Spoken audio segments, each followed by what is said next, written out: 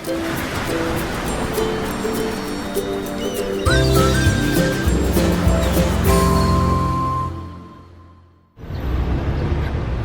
there, this is Allison with Let's Go Travel Tips. Today we are in Crete, Greece. We are really excited to be here. We got here at 9 o'clock this morning. We got off the ship and walked from the port over here kind of to the central area of town and went to the Heraklion Archaeology Museum, which was very much worth a visit. As we were getting here after we walked, they open at 10 today. They open at 8 on a lot of other days. But anyway, when we got here, there was not a line to get in or anything, and there were people in the museum, but it was not packed.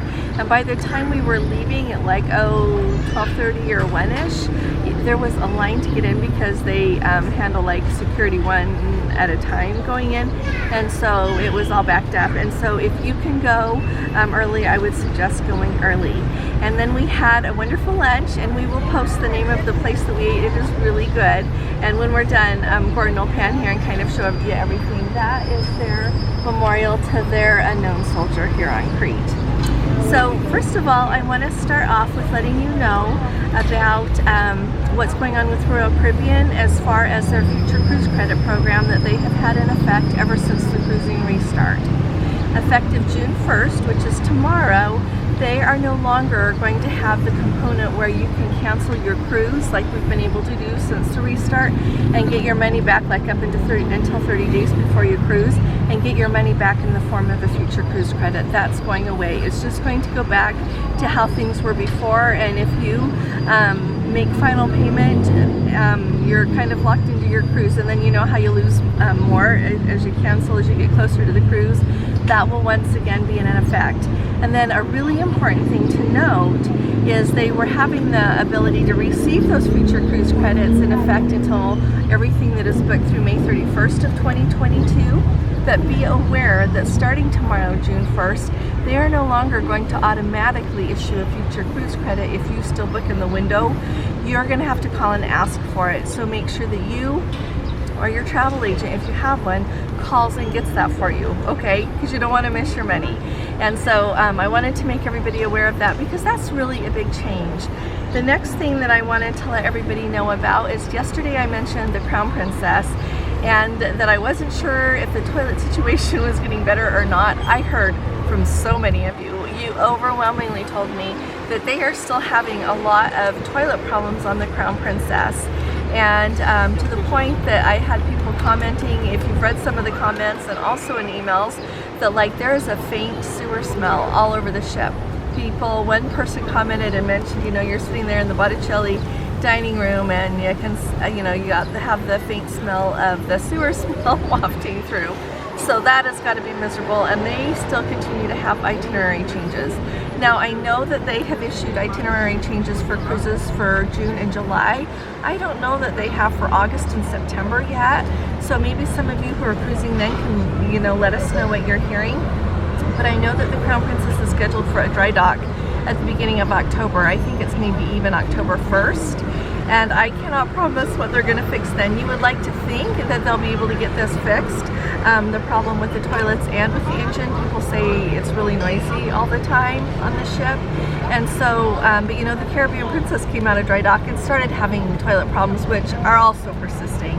And so, do whatever you think is best. I personally would be switching my cruise. I wouldn't want to go on that. And so see what you can do and choose what you would like the best. But I just wanted to make you aware of the situation. We also did hear from people on the Caribbean Princess, and the interesting thing to me is that some people got off the ship and said, oh yeah, there are no toilet problems. And then other people said, oh yeah, there are big toilet problems. So it is truly like where you're located on the ship and who you talk to, if you would have heard about them or experienced them yourself. One person even said that they finally got their toilet problem fixed, and then they had scalding hot water, and then their toilet still flushed with hot water. So funny things are afoot there. But anyway, just wanted to make you aware of all that so you can decide what you want to do with that knowledge. The last thing I wanted to let you know is we've heard from some more people, who have been up on land tours very recently up in Alaska, and apparently Beacon, who Princess contracted with to handle their COVID testing and handle anybody that comes down with COVID, doesn't seem to be doing a really good job with that. And so be aware, and if you go and you have to go through all that, I think you're going to have an even larger measure of patience with you. So just beware of that. And I'm not trying to just be only giving y'all bad news today. I just feel like I should tell you what we're hearing so that you can make a choice about your trip. Another thing that I wanted to make sure that everybody knows is yesterday in my video I mentioned that Don Terrace of like Don's Family Vacation channel that we all watch, he mentioned on his Instagram, he posted a little video, you know how you do the little reels, that showed him in the medical center saying that he tested positive for COVID. That's how I found out. It's not I haven't seen a video on his channel, but I'm a little behind since our internet on the ship is so slow. I haven't been able to watch any videos. So I don't know if he has talked about it today or not. Y'all have to tell me what you hear. But it was on his Instagram and it was him saying it. And so I hope that everything goes well. I know that he's got a group cruise coming up. I think it's like later this week, isn't it? And so I hope that that goes okay, and I wish you all well. I mean, you can still go without him, but I know that it was supposed to be a really fun group thing and everybody, that he would get to be there with you, and so I do wish him the best. I hope that he doesn't get seriously ill. He did not mention if he was ill, and so I don't know if he was getting tested to be able to fly back to the US, or if he wasn't feeling well. I'm not quite sure how that happened. So I just wanted to let you know how we came about that. I've had several people ask if you take cash with you or if you pay for things with credit cards. We do both, and so like in some markets where you are that you know, you're just going in someone's shop and the prices are set, and it's a normal place, like there I just use a credit card, so then I don't use up my cash. But in a lot of eating places, they just have, you know, the little portable credit card things that go around and you pay with that, no problem at all. If I am in a place where you would like somebody is out selling things, or that you have talked to them about the price and maybe got it cheaper, I would definitely use cash then. And I'm really anxious to tell you how everything goes when we get to Turkey, because there we're planning to try to pay with dollars, and because that's what everyone says, that they really like dollars there, and it is more of a barter situation, and so I'll let you know. But I wanted to let you just kind of give you an idea on that. And there are ATMs all over the place. Even here in Crete there are lots of ATMs, and someone also let us know already that there is one as you get off the ship in Ephesus, just in the port area before you go out to get Turkish lira if you feel like you need it. And so that's everything. Oh, and then we've got a couple of updates here. We've got 2 of our Let's Go family members. First of all, Bill and his wife are on the Caribbean Princess right now, and he said that the embarkation went perfectly smoothly. Right now there are 2,200 passengers on board and 1,100 crew, who he said are extraordinary. Food in the buffet and the dining room has been very good, and the service time went very quickly on the Caribbean Princess. He said so far the entertainment's been very good, but the Medallion Class app has not really worked very well. He said that it's constantly freezing, forcing you to restart your phone. He said that Platinum and Elite people can book their dining reservations sooner on the Medallion Class app, you know, for Dine My Way before you get on the ship.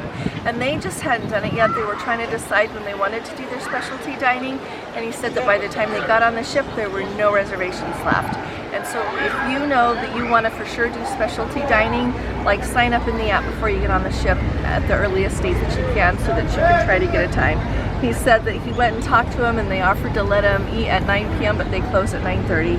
And so it sounds like it's off to a good start though, and he didn't mention the toilets, so we'll hopefully hear from him. But you know, it could be that thing that he's in a part of the ship that it's okay. And then we also have an update from the Island Princess, which I am really happy to have. Our Let's Go family member, Debbie, she said that right now there are 1,900 passengers on board. The embarkation went super smooth. The dining room has been great. The service and the food has been good. She said service has been slow everywhere except for room service. Sorry, I guess maybe dinner service was slow.